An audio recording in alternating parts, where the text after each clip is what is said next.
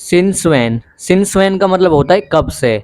For example, कब से बारिश हो रही है। Since when has it been raining.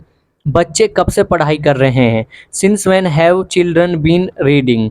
तुम कब से दिल्ली में रह रहे हो। Since when have you been living in Delhi. कब से वह ऐसा कर रहा है। Since when has he been doing this. तुम कब से जॉब कर रही हो। Since when have you been doing job. अब एक सेंटेंस की ट्रांसलेट करके आप बताएंगे कमेंट बॉक्स में। सेंटेंस है, तुम कब से इंग्लिश सीख रहे हो। More than enough. More than enough का मतलब होता है ज़रूरत से ज़्यादा। फॉर एग्जाम्पल, ज़रूरत से ज़्यादा मत सोचो। Don't think more than enough. ज़रूरत से ज़्यादा मत खाओ। Don't eat more than enough. मैं उसे ज़रूरत से ज़्यादा प्यार करता हूँ। I love her more than enough. ये होटल ज़रूरत से ज़्यादा महंगा है। This hotel is expensive more than enough. वह ज़रूरत से ज़्यादा गाली देता है। ही abuses more than enough.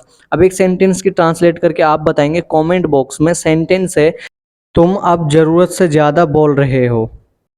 A piece of cake. A piece of cake का मतलब होता है बाएं हाथ का खेल। फॉर एग्जाम्पल, ये तो मेरे बाएं हाथ का खेल है। It is a piece of cake for me. Car चलाना मेरे बाएं हाथ का खेल है। Driving a car is a piece of cake for मी।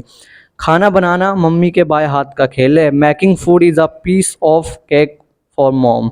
चोरी करना उसके बाएं हाथ का खेल है। Stealing is a piece of cake for him. चाय बनाना मेरे बाएं हाथ का खेल है। Making tea is a piece of cake for me. अब एक सेंटेंस की ट्रांसलेट करके आप बताएंगे कमेंट बॉक्स में। सेंटेंस है, इंग्लिश बोलना मेरे बाएं हाथ का खेल है। Use of must have. For example, अब तक तो वो चला गया होगा। He must have gone by now. अब तक तो सब सो गए होंगे। Everyone must have slept by now. अब तक तो उसकी शादी हो गई होगी। She must have got married by now. अब तक तो उसने सबको बता दिया होगा। She must have told everyone by now.